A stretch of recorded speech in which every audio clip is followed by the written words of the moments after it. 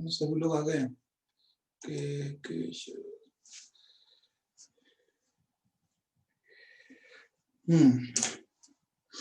ठीक है, तो हम लोग टॉपिक करेंगे आज द हिंदू।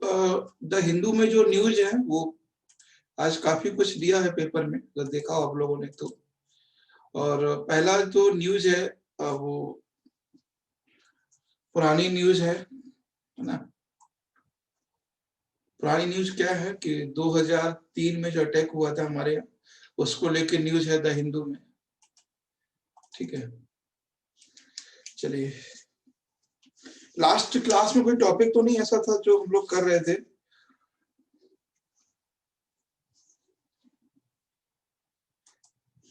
देखिए, चलिए आज टॉपिक हम लोग काफी इंपॉर्टेंट है। एक आज आप लोगों ने दो तीन बातें करेंगे हम लोग टॉपिक को। एक तो हम ये टॉपिक करेंगे आरटीजीएस। आरटीजीएस टॉपिक करेंगे, साथ में हम लोग नेफ्ट को भी समझेंगे, है ना। ये नेफ्ट क्या है इसको भी समझेंगे। और उसके बाद जो टॉपिक करेंगे हम लोग snowfall in mountain region and cold wave in North India। ठीक है, एक तो हम टॉपिक ये करेंगे। दूसरा स्नोफॉल इन माउंटेन रीजन, और उसके बाद टॉपिक है काफी अच्छा है जो अभी न्यूज में है, वो है खालिस्तान। इसको भी हम बात करेंगे, है ना। ये वाई इन न्यूज, है ना, क्यों ये न्यूज में है, एंड रीजन क्या, बहुत सारी बातें हम इस पे करेंगे खालिस्तान पे। उसके बाद अगर हम देखेंगे इसमें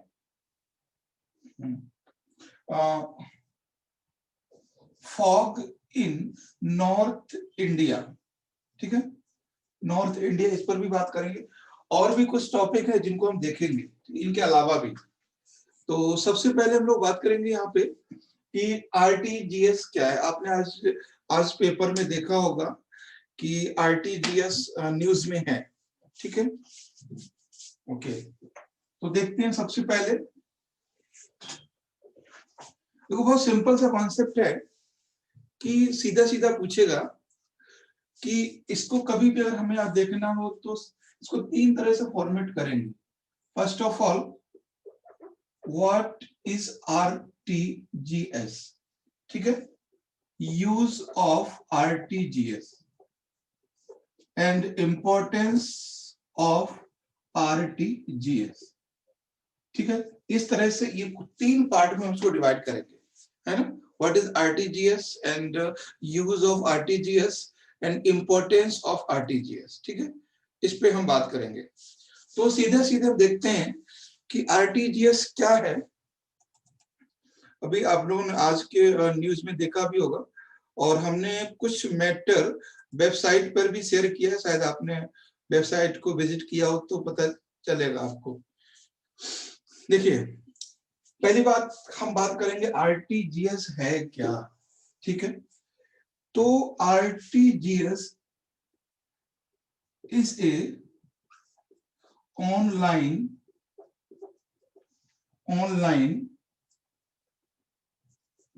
मनी ट्रांसफर।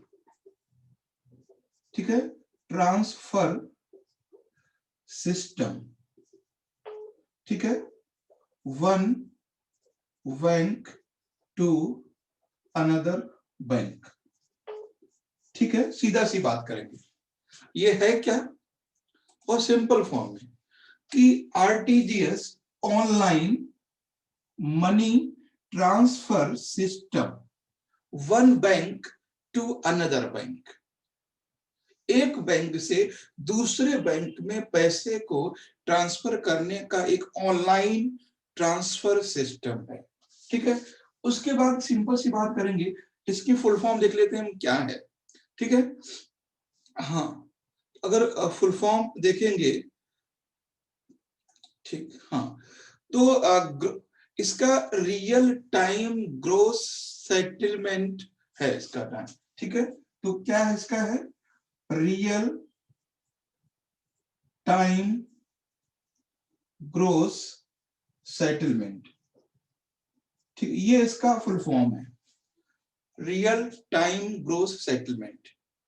वैसे शायद कभी अगर एग्जाम में हो सकता है पूछेगा, तो सिंपल सा कॉन्सेप्ट है। कोई पूछेगा तो व्हाट इज द आरटीजीएस, तो RTGS means real time gross settlement, that is a online money transfer system one bank to another bank। ठीक है, एक बैंक से दूसरे बैंक में ट्रांसफर करने के लिए ये ऑनलाइन ट्रांसफर सिस्टम है फर्स्ट। एंड सेकंड आपको जो नोट करना है, you cannot transfer SBI to SBI through this medium.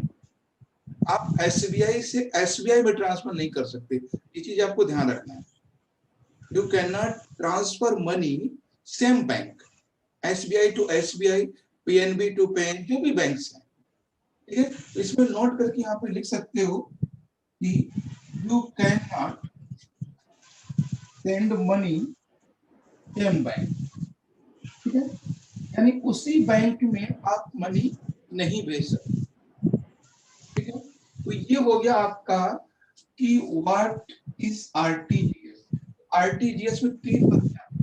First of all, full form, real time gross settlement, and second thing, the use of RTGS, online money transfer one bank to another bank, and third thing, sir mike किसके चालू है? Mic किसके चालू है?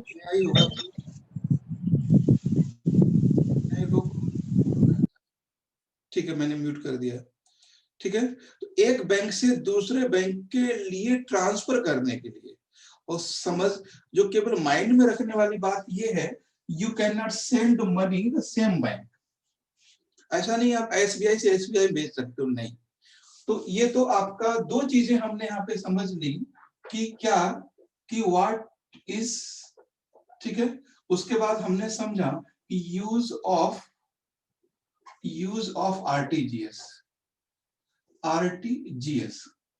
ठीक है। दो बातें हमने यहाँ पे समझ ली। यूज क्या है, मनी ट्रांसफर करना ऑनलाइन, ठीक। उसके बाद हम समझेंगे इसका इम्पोर्टेंस क्या है और ये वर्क कैसे करता है, एक बात समझ लेते हैं। अच्छा चल बताएं, ये न्यूज में अभी क्यों है, थोड़ी सी हम ये बात कर लेते हैं। अभी ये न्यूज में क्यों है? देखो, न्यूज में इसलिए है, कोई बता सकता है आप लोगों में कि क्यों ये न्यूज में है? देखिए कि सबसे पहली बात है कि ये अभी तक का सबसे फास्ट मनी ट्रांसफर सिस्टम है, फास्ट है ना, फास्टेस्ट मनी ट्रांसफर सिस्टम, सबसे तेजी से पैसा भेजने वाला एक सिस्टम है ना। स्पीड मोर देन नेफ्ट, इसकी नेफ्ट से भी स्पीड ज्यादा है, पहली बात। दूसरी बात कि इसमें ये क्या है, इसकी स्पीड जो है वो मैक्सिमम है ना।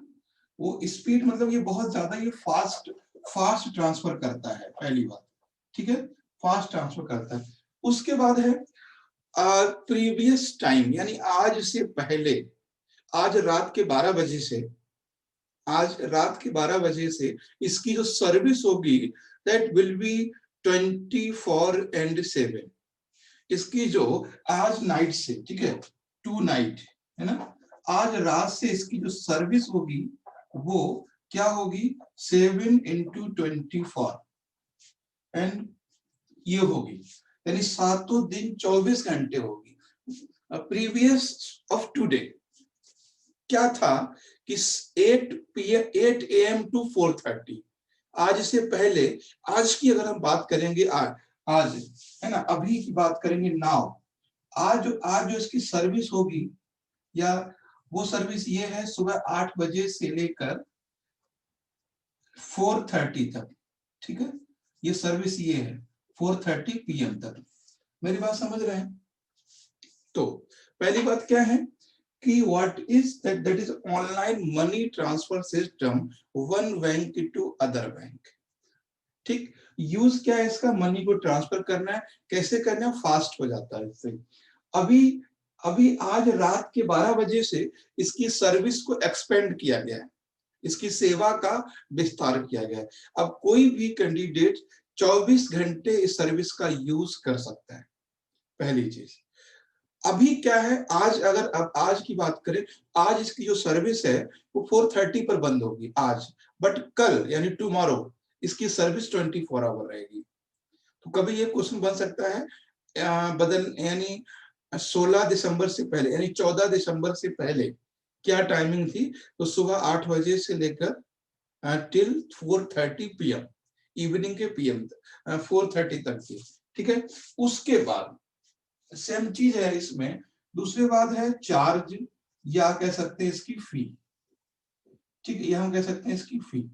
एक बात ध्यान रखना है, जो चार्ज है, जो उसकी फी है, ठीक है, कभी आपसे क्वेश्चन बनेगा कि आरटीजीएस ट्रांसफर फी तो लगती है ना, transfer fee variable according bank, यानी जो क्या बोलते हैं इसको, भुगतान शुल्क जो है, जो भेजने का चार्ज है, तो fee of send money that variable according the banks, ये अकॉर्डिंग बैंक डिसाइड होती है, दैट इज नॉट यू कह सकते हैं डेफिनेट, या according RBI decide particular bank, मतलब एक अमाउंट को भेजने में कितना पैसा वो चार्ज करेंगे, that depend on the bank.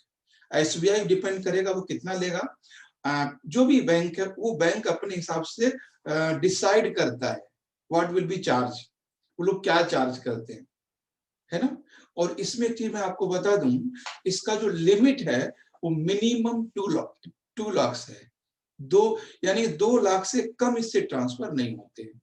तो मिनिमम यहाँ पे लिख सकते हैं, minimum sending limit 2 lakh and maximum no limit.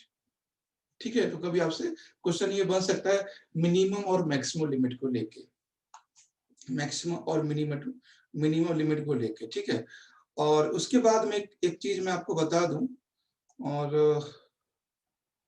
हाँ,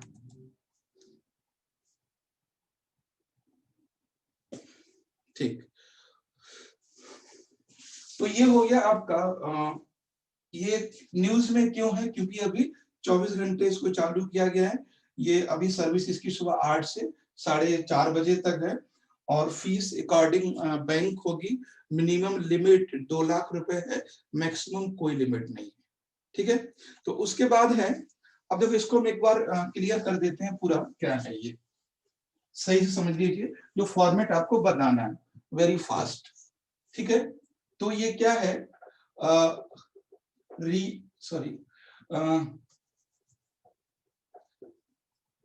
रियल टाइम ना ग्रॉस सेटलमेंट। ठीक है, gross settlement. And second thing, online money transfer, है ना, ट्रांसफर सिस्टम। ठीक है, one bank to another bank,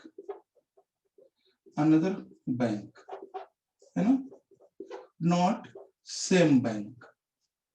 ठीक है, ये सेम बैंक में नहीं है। अभी ये न्यूज में क्यों है, न्यूज में इसलिए है टिल टुडे। ठीक है, टिल टुडे सर्विस, जो सर्विस है इसकी वो कितनी है, 8 PM, है ना, 8 PM टू 4:30 PM। ठीक है, अब आफ्टर 2 नाइट, है ना, after 2 night that will be 24/7, that will be 24/7। उसके बाद इसका इंपोर्टेंस क्या है, इंपोर्टेंस ये है, ये फास्ट है सर्विस। ठीक है, अभी जो मिनिमम लिमिट है इसकी वो क्या है, 2 लाख है, 2 lakh, and maximum no limit, है ना, नो लिमिट। उसके बाद क्या होगा इसके, transfer money will be faster. ठीक है, transfer money will be faster ठीक है, ये फास्टर होगा। Bank deposit will be increase, bank deposit है ना, bank deposits will be increase, will be increase, bank service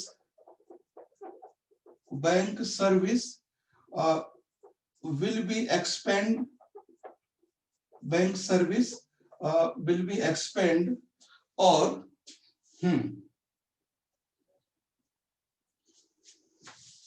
ठीक है, decentralisation,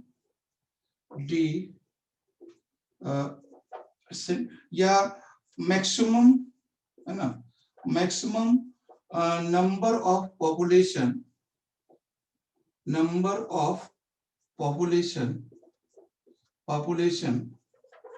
will be benefit, will get benefit, ठीक है, will get benefit। तो कुछ कुछ बातें मैं एक बार समझा देता हूँ क्लियर, क्योंकि टॉपिक काफी अच्छा है ये, इसलिए मैंने बोला।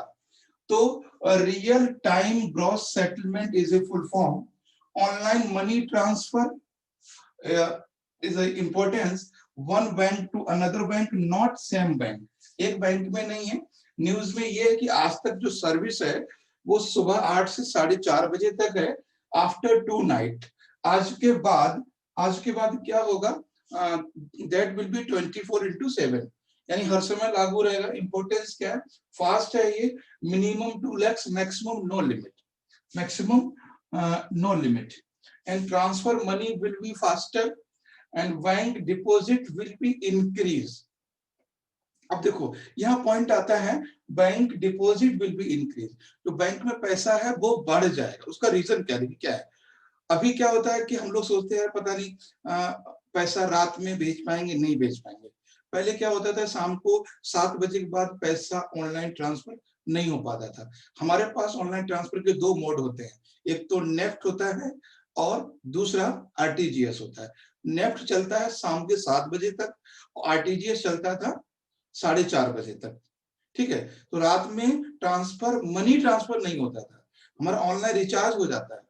बट आपने कभी गौर किया होगा, रात में पैसा ट्रांसफर नहीं होता एक अकाउंट से दूसरे अकाउंट। अब क्या होगा कि पैसा किसी भी, अब हमें ये टेंशन नहीं है कि रात के 3 बजे हम पैसा नहीं भेज पाएंगे, तो हम क्या करेंगे, ज्यादा से ज्यादा पैसा डाल देंगे, कोई दिक्कत नहीं। अब तो हमें कैश रखने की जरूरत नहीं है, मतलब है ना, कि जब सर्विस एक्सपेंड हुई तो हमने पैसा ज्यादा रखना शुरू कर दिया, तो बैंक डिपॉजिट भी बढ़ेगा। उसके बाद bank service will be expand, यानी जो सर्विस है वो भी उसकी एक्सपेंड होगी। जाहिर सी बात है, अब तक कुछ लोग बोलते रहे यार फायदा क्या है, रात में तो इसका यूज कर ही नहीं पाते हम, तो क्यों इसका यूज करें, है ना।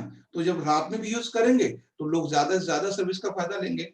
उसके बाद है maximum number of people will get the benefit, और ज्यादा से ज्यादा लोगों का इससे फायदा होगा, ठीक है। अब बताइए इसमें कोई कहीं डाउट हो तो, है किसी को doubt? Yes, Kaveri Mukherjee, are you getting? Lenovo नाम, यस सर। ओके। तो कोई फॉर्मेट आपको ये रखना है, बाकी लोग Naina, Najuka, Swapnil, Archana, yes sir. Clear है सर। Yes sir. ठीक है।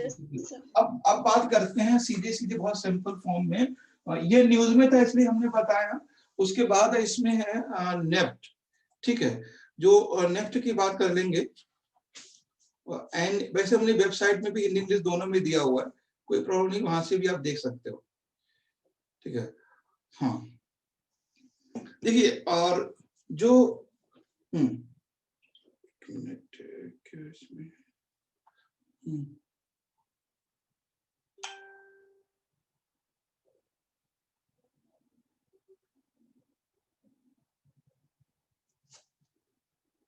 ठीक, देखिए नेफ्ट में क्या होता है, पहली बात तो सीधे सीधे हम ये बात करते हैं कि नेफ्ट और ये दोनों ही ऑनलाइन ट्रांसफर सिस्टम है, ठीक है।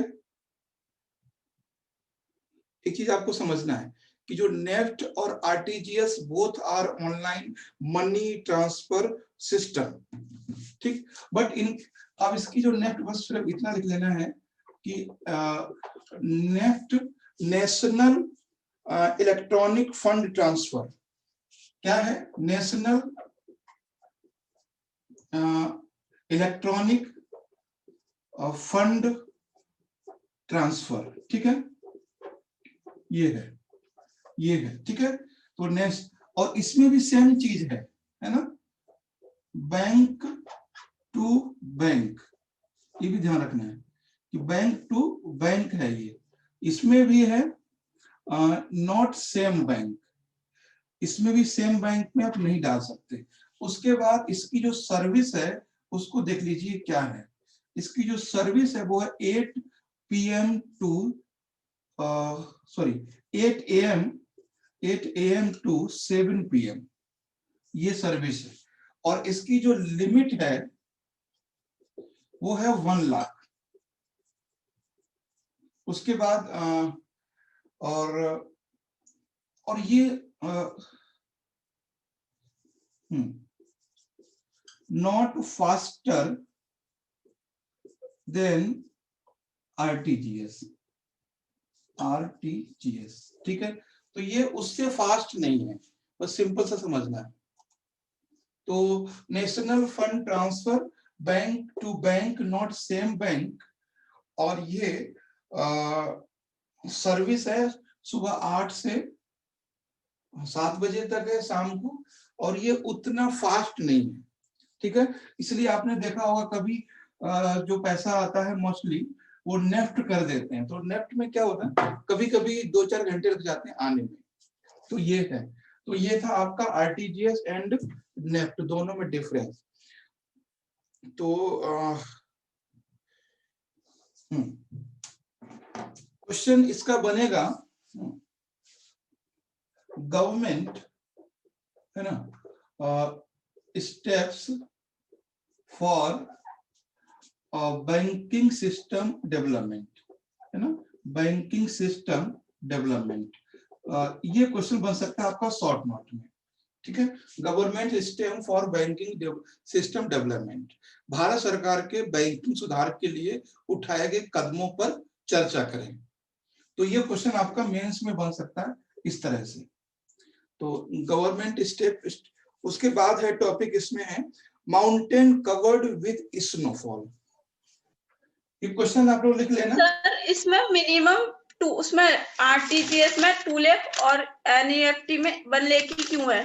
हाँ, तो देखो इसमें क्या होता है कि भारत सरकार द्वारा रखे गए ये क्राइटेरिया है, बस उसको बढ़ाया गया, हो सकता है आगे बढ़ा दिया जाए इसको, है ना।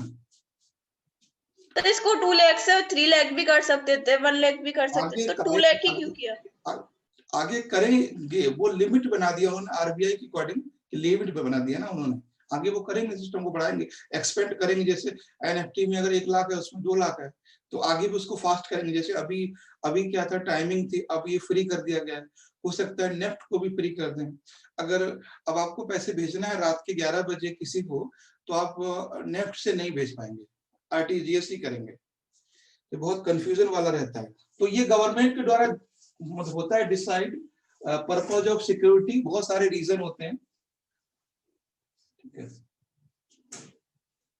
जैसे मान लीजिए अगर कोई डेली 1 लाख रुपए भेज रहा है, 2 लाख भेज रहा है, तो हमें पता चल रहा है, तो बहुत सारे सिस्टम है जो रेवेन्यू डिपार्टमेंट को पता होना चाहिए कहाँ से आ रहे हैं। किसी ने एक बार में भेज दिया 25 करोड़, तो फिर मुश्किल हो जाएगा वो तुरंत,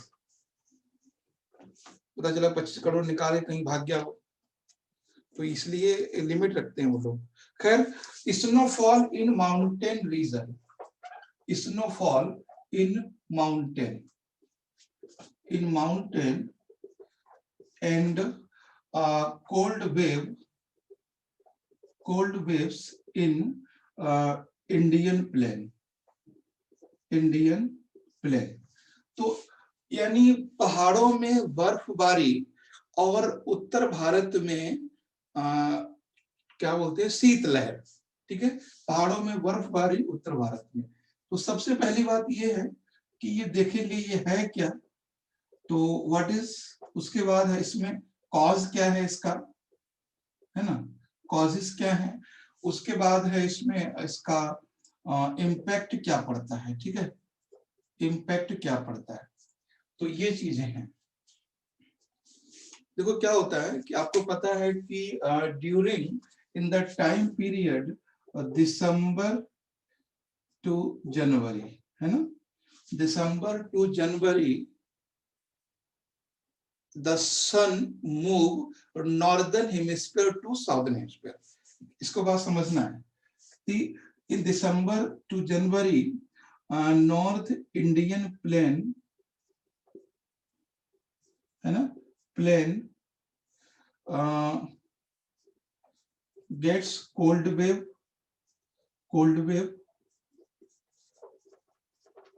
and mountain या कह सकते हैं हिल्स रीजन, है ना, hills area covered with ice, ठीक है, आइस।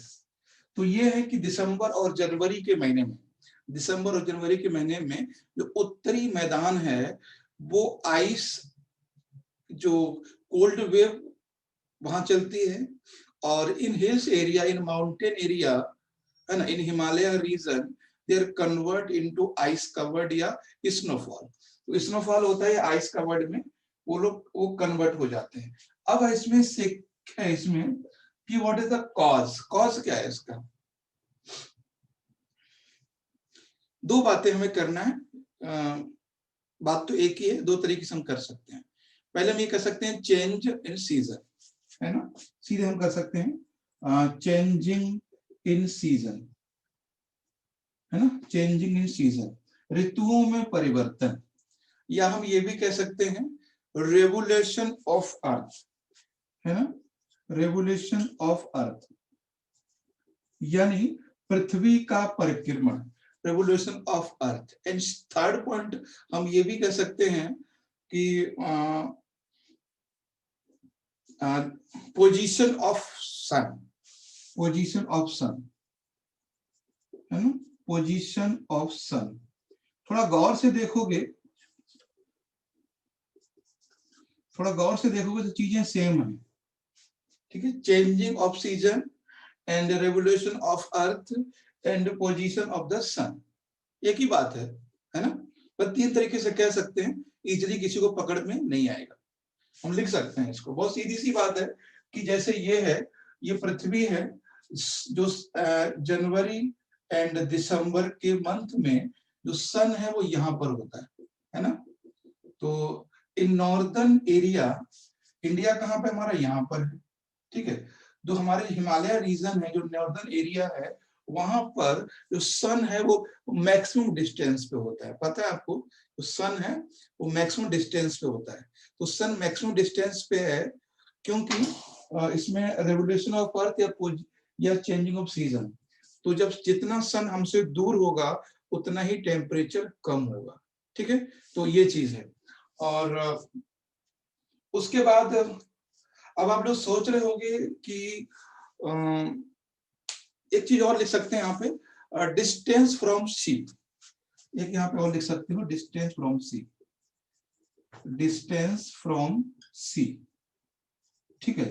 आप लोग कहोगे ठीक है, अच्छा मान लेते हैं कि सूर्य उधर है, तो फिर बर्फबारी वेस्ट बंगाल में क्यों नहीं होती, है ना, क्या रीजन है कि तमिलनाडु में नहीं होती, क्या रीजन है कि महाराष्ट्र में, केरला में नहीं होती, डिस्टेंस वहां से भी है। बट क्या रीजन है, कोल्ड वेव केवल नॉर्थ इंडिया में, north India means UP, Delhi, Haryana, Punjab, Rajasthan में है, but why not in Maharashtra and Kerala. तो केरला एंड महाराष्ट्र इसलिए नहीं है कि they near that region near with ocean या वाटर बॉडी। तो बेसिक साइंस का जो रीजन वाटर बॉडी के करीब होते हैं वो उनमें टेम्परेचर वेरिएशन कम होता है, ठीक है।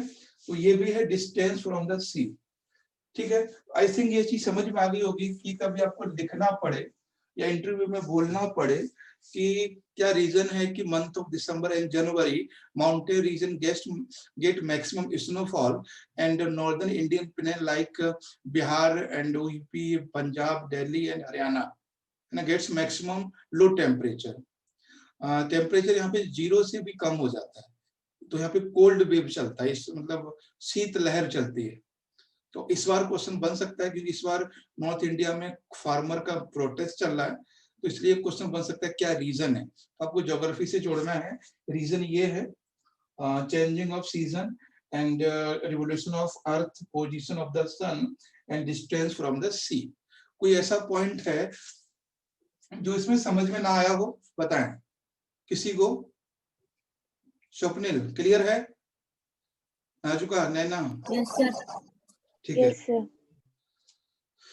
ओके। नेक्स्ट देखते हैं इसमें ज्योग्राफी का पॉइंट था, बट सिंपली आपको समझाना है। वो क्या है ना, जो चीजें हैं, जो प्रेजेंट सिनेरियो में चल रहा है उसको होना चाहिए। उसके बाद हम बात करते हैं खालिस्तान, है ना, या खालिस्तान बड़ा न्यूज में आ रहा है ना। कभी हो सकता है आप भी इसके हिस्सा बन जाए। खालिस्तान, सबसे बड़ी बात ये है कि खालिस्तान ये क्या है ना, और इसका कॉज क्या है, क्या इसका कारण है, और ये न्यूज में क्यों है ना, इन न्यूज, और ये न्यूज में क्यों है ये भी देखना है, एंड इसका इम्पैक्ट क्या है ये भी देखना है हमें। ठीक है, तो कुछ बातें समझनी है। देखिए, किसी को पता है, बहुत सिंपल फॉर्म में बता दीजिए। एक नाम है, बड़ा फेमस नाम है, आप लोगों ने कम ही सुना होगा, जसपाल अटवाल। नाम सुना है किसी ने? जसपाल अटवाल। थोड़ा समझिए इसको, और थोड़ा पीछे लेके चलते हैं। हम लोग 1857 से, ध्यान समझिएगा, हम लोग, हम मतलब बी मतलब है ना, पीपल ऑफ इंडिया, हिंदू, मुस्लिम, सिख, बौद्ध, जैन, जो भी कम्युनिटी के थे, हम सभी लोग आफ्टर 1857 से फाइट किए। किसके लिए? Fight for freedom. ठीक है, हम लोगों ने 1857 से, हम लोगों ने सभी ने फाइट किया। ठीक है, and get freedom 1947, and get freedom 1947। India है ना, India divide into 2 part, Pakistan and Bharat. ठीक है, अब the community was in India Hindu, Muslim and Sikh. यहां समझिएगा, community was Hindu, Muslim and Sikh. Hindu get Bharat and Muslim get Pakistan. But इनको क्या मिला? इनको क्या मिला? कुछ नहीं। इन 1950 में, in 1950 in India came a party, Akali Dal. Akali Dal एक पार्टी आई 1950 में, इसको समझना है। इन 1950 में एक अकाली दल आया, अभी भी है अकाली दल। अब कुछ लोग ये चाह रहे थे सिख धर्म में, सिख, क्योंकि हिंदुओं को मिल गया भारत, मुसलमानों को मिल गया पाकिस्तान, अब लड़े तो सिख भी थे। तो सिख लोगों में, पंजाबियों में, या जो पंजाब के लोग थे, उनमें से कुछ लोगों का मानना था कि जिस तरह से इंडिया से पाकिस्तान अलग हुआ है, इसी तरह से हमारा प्रदेश Punjab should be a separate nation. ध्यान दीजिएगा, 1950 यानी after 1947, after 1947 some people of Punjab want to separate Punjab as like Pakistan। जिस तरह से पाकिस्तान अलग हुआ है, उसी तरह से पंजाब को कुछ लोग सेपरेट करना चाह रहे थे। they want to give the name that region Khalistan. तो ध्यान समझिएगा कि खालिस्तान क्या है। तो खालिस्तान एक वो प्रदेश है जो पंजाब के आसपास का है, और कुछ सिख धर्म के लोग उसको अलग करके स्वतंत्र देश बनाना चाह रहे थे इन 1950 में। और इस सर ये इंदिरा गांधी, हाँ, इसी बता रहे, इसी प्रोटेस्ट की वजह से मिसेस गांधी ने एक ऑपरेशन चलाया था, नाम होगा आपको पता है ना, ब्लू स्टार, है ना, blue star. Blue star operation चलाया था किसके लिए, किसने, मिस गांधी, ठीक है, जो मिसेस गांधी थी, है ना, जो मिसेस गांधी थी, उन्होंने ऑपरेशन चलाया था इसी को लेके, टू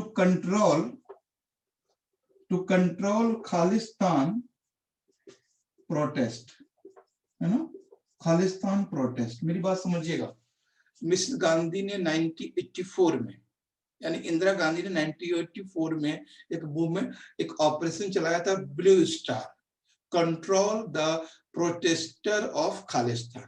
वो लोग जो खालिस्तान की डिमांड कर रहे थे उनको कंट्रोल करने के लिए मिसेस गांधी ने ऑपरेशन चलाया था ब्लू स्टार।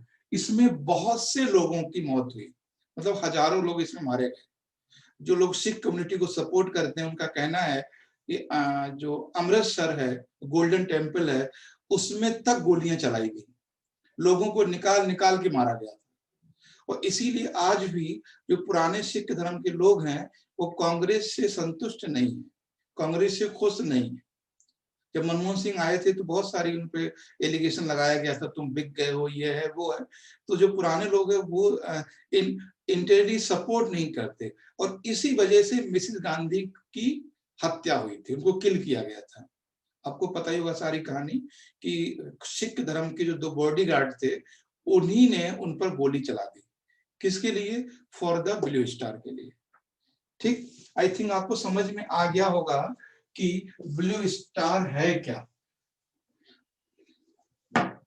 1857 से हम सब लोग लड़े, हिंदू लड़े, मुसलमान लड़े, सिख लड़े। 1947 में हम लोगों ने स्वतंत्रता पाली, हमें भारत मिल गया, उन्हें पाकिस्तान मिल गया, कुछ लोगों जो चाहते थे। और सिख धर्म जो लोग मानते हैं कि खालिस्तान होना चाहिए, उन्होंने कहा जब पाकिस्तान बनाया जा सकता है तो खालिस्तान क्यों नहीं। तो वही लोग हैं जो चाहते हैं कि पाकिस्तान की तरह हमारा देश भी, हमारा पंजाब भी अलग कंट्री होना चाहिए, तो वो लोग हैं। अब मैंने एक नाम लिखा था जसपाल अटवाल, ये नाम लिखा था जसपाल अटवाल, ठीक है, जसपाल अटवाल। ये उस कैंडिडेट का नाम है जो प्रेजेंट में खालिस्तान मूवमेंट का सबसे बड़ा नेता है। ध्यान दीजिएगा, प्रेजेंट में खालिस्तान प्रोटेस्ट का सबसे बड़ा नेता है। अब ये न्यूज में क्यों है? जो किसान मूवमेंट चल रहा है उसमें सबसे ज्यादा फार्मर पंजाब से है, और आज हमारे कानून मंत्री ने बोला है टुकड़े टुकड़े गैंग, वर्ड आपने सुना होगा मीडिया में। तो टुकड़े टुकड़े गैंग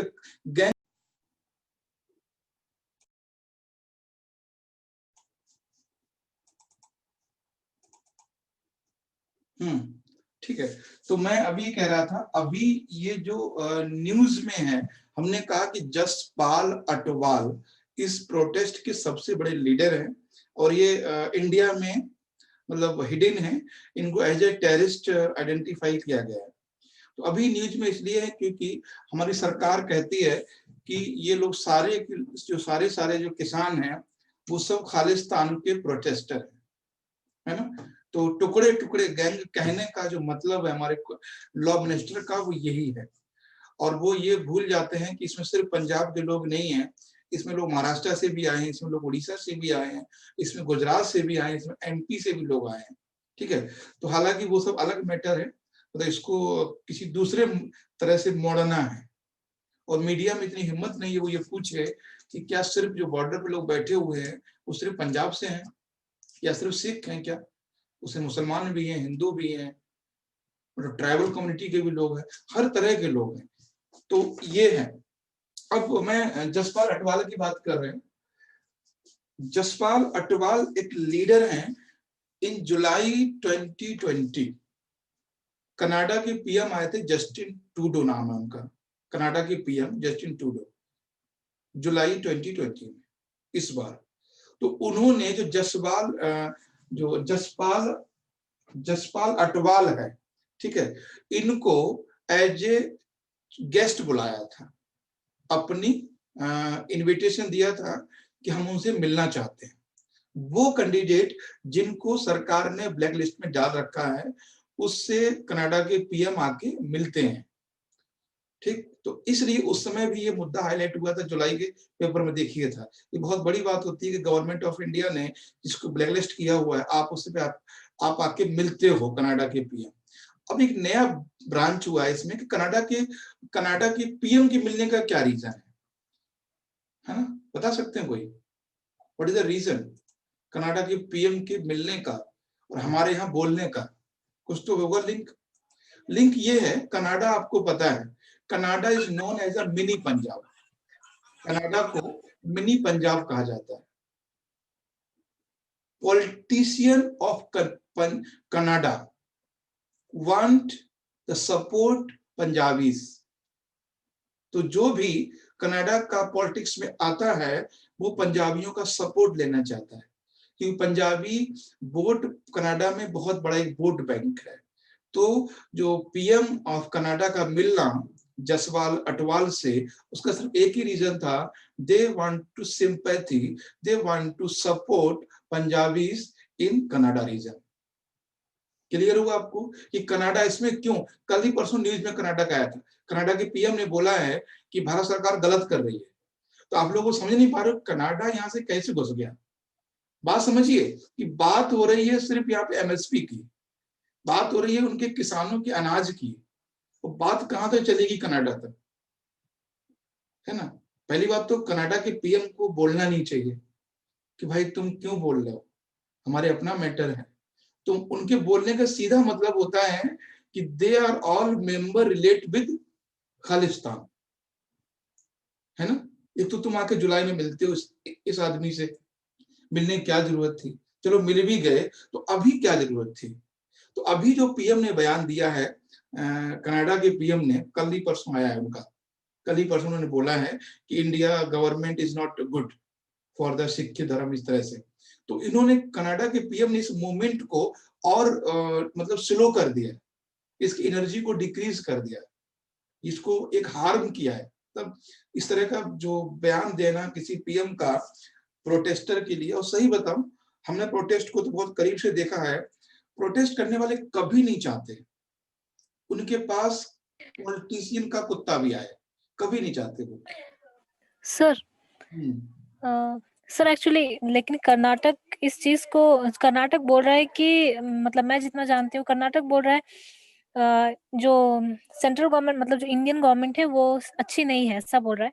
लेकिन बीजेपी के सपोर्टर्स तो यहाँ पर सबसे ज्यादा है सर कर्नाटक में। नहीं, देखो कर्नाटक में सपोर्टर हैं, लेकिन मतलब देखो क्या होता है ना कि उनमें से कुछ इससे लोग उनका फायदा क्या होगा सर? किसको फायदा क्या होगा? मतलब कर्नाटक जो है आपने कहा कि कर्नाटक को मिनी पंजाबी मतलब मिनी पंजाब कहा जाता है। कर्नाटक नहीं, कनाडा। कर, कनाडा लैंग्वेज सर यहाँ का लैंग्वेज है, कर्नाटक की स्टेट है।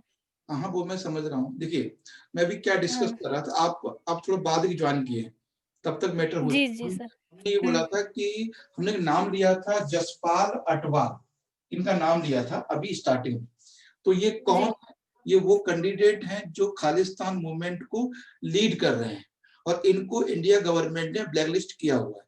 अब नेक्स्ट बात हमने ये कहा था कि in July 2020 the PM of Canada came to India, he invite the Jaspal, ठीक है, उन्होंने जसपाल को इनवाइट किया और वो मिलते हैं। तो कनाडा को मिनी पंजाब कहा जाता है और कनाडा में बहुत वोटर हैं पंजाबीज के।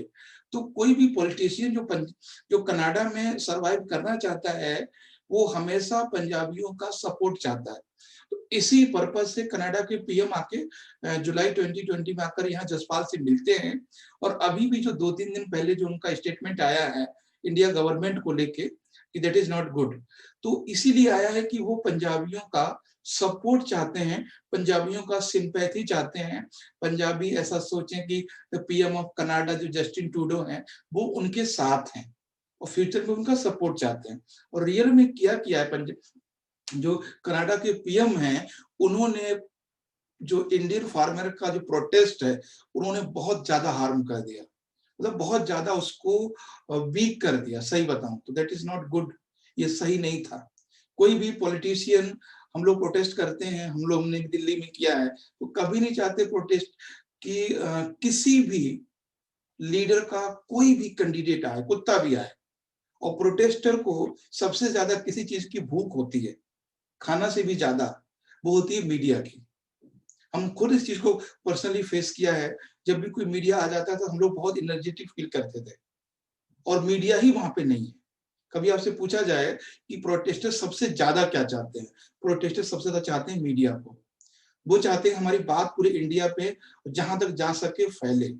तो ये चीज थी। खैर हम इसको एक बार समराइज करते हैं, फिर आप समझ जाएंगे। ठीक है। देखो पहली बात यहाँ पे हमने कहा कि टॉपिक काफी बड़ा है और काफी अच्छा है, फ्यूचर के लिए बनेगा ये। ठीक है, तो एक चीज समझना आप लोग। पहले हमने बोला कि हिस्टोरिकल बैकग्राउंड, हिस्टोरिकल बैकग्राउंड। ठीक है, इसमें हमने क्या बोला, बैकग्राउंड, इसमें हमने बोला 1857 से, ठीक है, सॉरी 1857 से 1947 तक हम सब लोग मिले। उसके बाद इन 1950 में अकाली दल ने एक शुरू किया मूवमेंट। ठीक है, और उसमें कुछ प्रोटेस्टर निकल के आए। Protester, they want Khalistan. ठीक है, दे वांट खालिस्तान, ये चीज। उसके बाद है इसमें अभी जो प्रेजेंट में क्या है, प्रेजेंट में,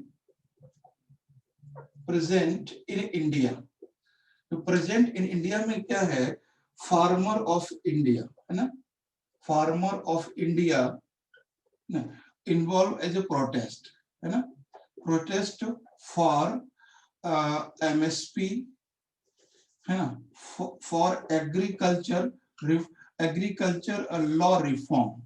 ठीक है, एग्रीकल्चर लॉ रिफॉर्म के लिए फाइट कर रहे हैं। उसके बाद इंडिया गवर्नमेंट क्या कर रही है वो आपको बताना है, इंडिया गवर्नमेंट क्या स्टेप ले रही है ना। उसके बाद है इसमें कनाडा पॉलिटिक्स, है ना, कनाडा पॉलिटिक्स। ये सारी रीजन है, इतने चीजों को आपको समझना है। अब इसमें आप बताइए कुछ भी बचेगा तो। पहला क्या बोला, हिस्टोरिकल बैकग्राउंड। हमने कहा कि हम इस समय तीनों लोग लड़े थे, कौन कौन, हिंदू, मुसलमान और सिख, है ना। इन 1947 वो हमने सब समझा दिया है।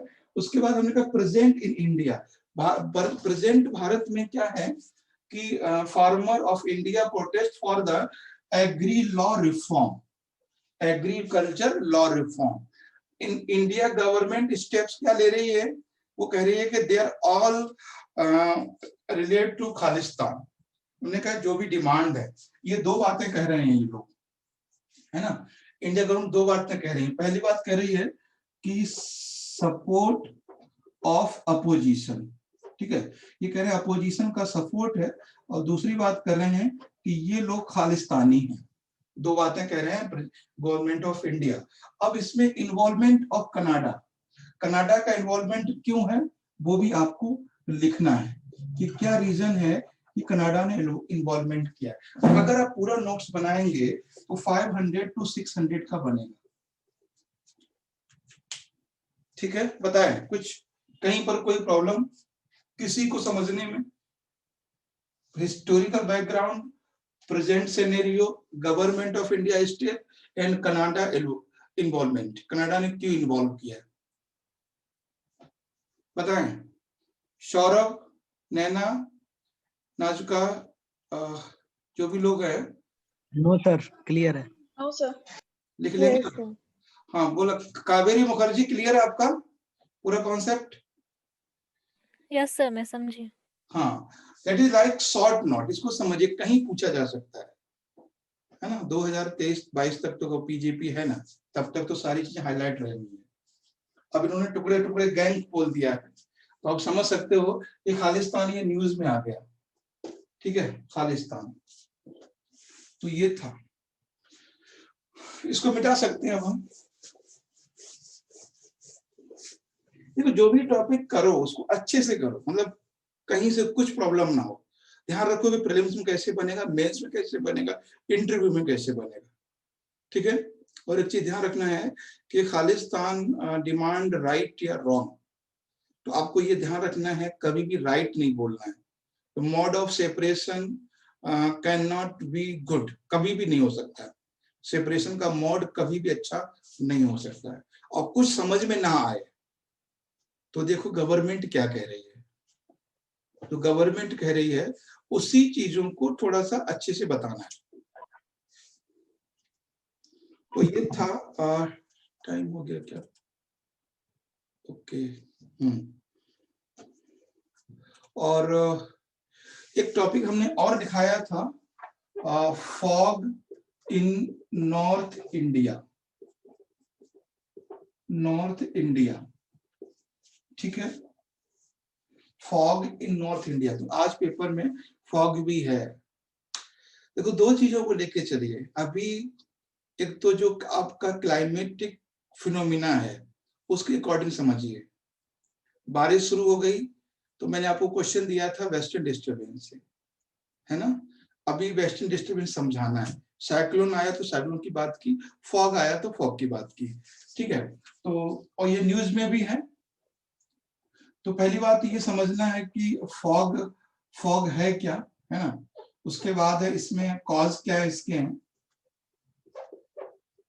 कॉजेस क्या है, और इसका इम्पैक्ट क्या है, ठीक है। इम्पैक्ट क्या है, थोड़ा जल्दी करेंगे, हमारे पास सिर्फ 15 मिनट का वक्त है, ठीक। तो बता सकते हैं फॉग क्या है। कोहरा इसको बोलते हैं, कोहरा क्या है, ठीक है। Fog is a weather phenomena, fog is a weather phenomena, ये एक मौसमी घटना है। जो कोहरा है वो एक मौसमी घटना है ना। या that is a invisibility situation in atmosphere, invisibility situation in atmosphere. तो क्या है ये, वेदर फिनोमिना है, यानी मौसमी घटना है ये, है ना। मौसमी घटना है, या कह सकते हैं अदृश्यता, इनविजिबिलिटी है।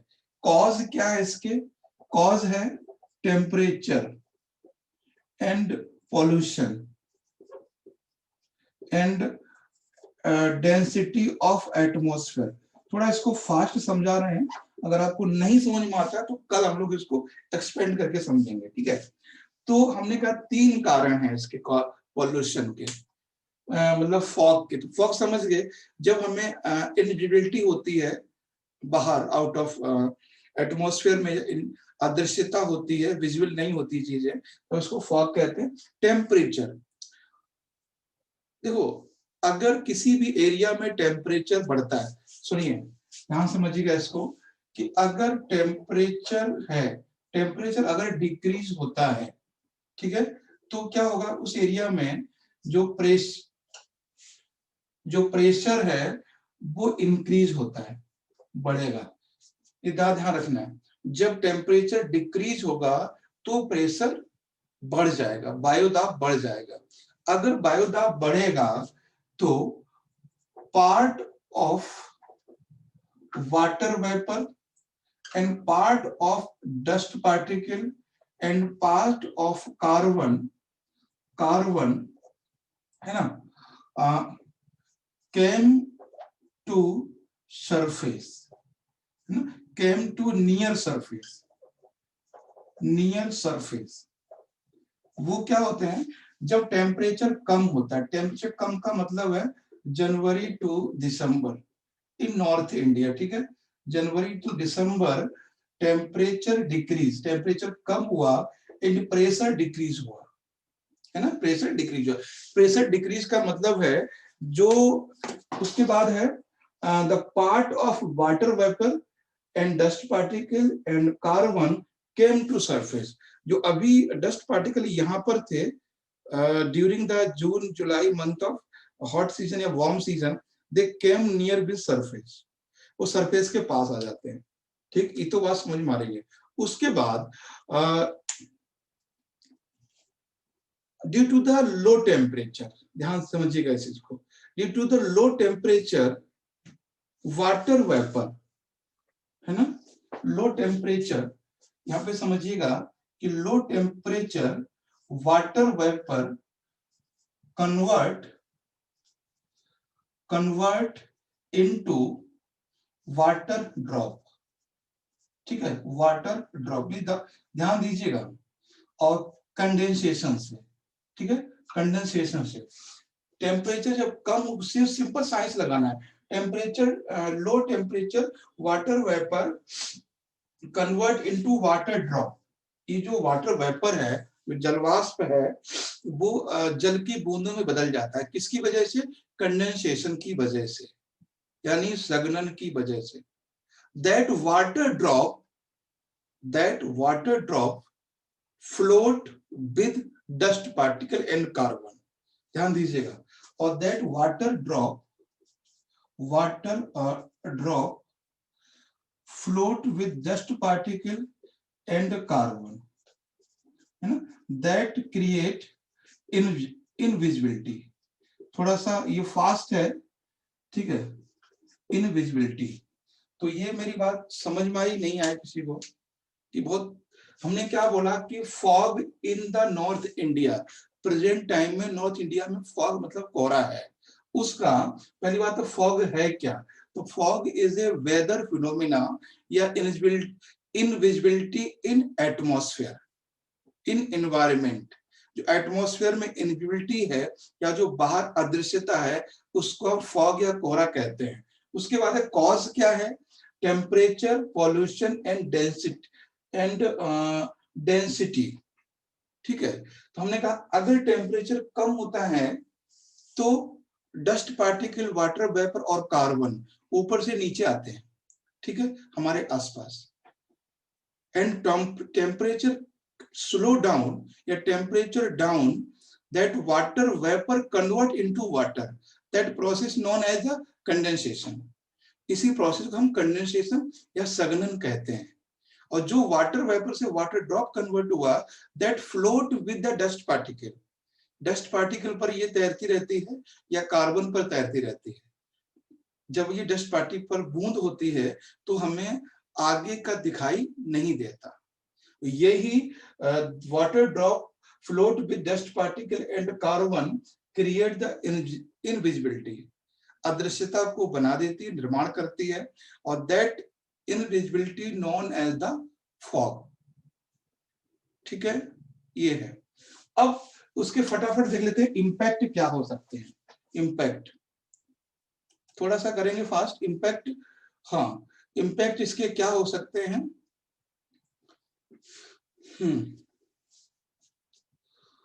इस सबसे पहली बात है कि इसमें लो विजिबिलिटी हो जाती है ना, लो विजिबिलिटी यानी विजिबिलिटी कम हो जाती है। इंक्रीज एयर पॉल्यूशन, ठीक है, इंक्रीज एयर पॉल्यूशन, ठीक है, एयर पॉल्यूशन में इंक्रीज हो जाता है। Reduction of sunlight, reduction of sunlight यानी सूर्य की रोशनी में कमी हो जाती है, सूर्य की रोशनी में कमी हो जाती है। ट्रैफिक ब्लॉक, है ना, transport problem, transport problem, transport में प्रॉब्लम आती है, ठीक है, ट्रांसपोर्ट में प्रॉब्लम आती है। उसके बाद इंक्रीज रेस्पिरेटरी डिजीज, सांस संबंधी बीमारियां होती हैं, ठीक है, इंक्रीज रेस्पिरेटरी डिजीज, थोड़ा शॉर्ट में लिखते हैं टाइम की वजह से, ठीक है, डिजीज, तो सांस संबंधी बीमारियों में वृद्धि होती है।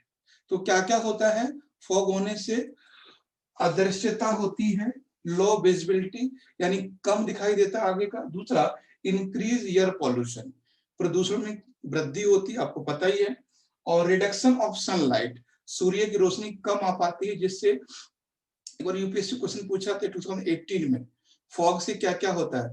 जब रिडक्शन ऑफ सनलाइट होगा then process of photosynthesis decrease. जब देखो फोटोसिंथेसिस कब होता है? सनलाइट में। जब सनलाइट कम होगा तो फोटोसिंथेसिस भी कम होगा। फोटोसिंथेसिस कम होगा तो that is not good for the plant. यानी फॉग यानी reduction of sunlight is not good for the plant, क्योंकि वो सूर्य की रोशनी में ही अपना भोजन बनाते हैं, और that process known as photosynthesis, वो कम हो जाएगा। उसके बाद है ट्रांसपोर्ट प्रॉब्लम, ये तो आपको पता ही है, और इंक्रीज इन रेस्पिरेटरी डिजीजेस, यानी सांस संबंधी बीमारियां बढ़ जाएंगी। तो ये पूरी तरह से जो टॉपिक हम करते हैं बिल्कुल मेंस प्रीलिम्स इंटरव्यू तीनों के पर्पस से करते हैं। अब बताइए यहां तक कोई किसी प्रॉब्लम हो तो? जी ठीक है, ठीक है। नाजुका, सौरभ, स्वप्निल, अर्चना, कावेरी, बंद, क्लियर है सारे पॉइंट? ठीक है। Yes sir. हाँ, अभी इसको आप लोग अगर कहीं डाउट हो तो कल हम लोग बात कर लेंगे, कि आगे क्लास भी है 2:30 पे, तो इसलिए अभी हम यहीं पे रोकना होगा इसको। और इसके नोट्स भी हैं, मैं आपको दिखा देता हूँ। एक बार वेबसाइट पे मैंने डाल दिया है ये, आप वहां विजिट कर सकते। किसी ने देखी है? नहीं देखी नहीं होंगे आप लोगों ने। और हाँ, ये मैंने सेम प्रोसेस से डाले हैं, हिंदी इंग्लिश दोनों में है। शायद एक बार मैं दिखाता हूँ आपको। हाँ ये देखिए, ये जो टॉपिक आज की मैं डाल दी, आरटीजीएस क्या है, इसका डिफरेंस क्या है, ये सारा कुछ पढ़ा हुआ है, और ये इंग्लिश में भी है और साथ में हिंदी में भी दिया हुआ है नीचे। ठीक है, तो ये snowfall and fog in India, effect, ये सारी चीजें हमने डाल दी हैं, वहां पे देख सकते हैं इसको। ठीक है, अभी फिलहाल तो बंद करते हैं क्लास को।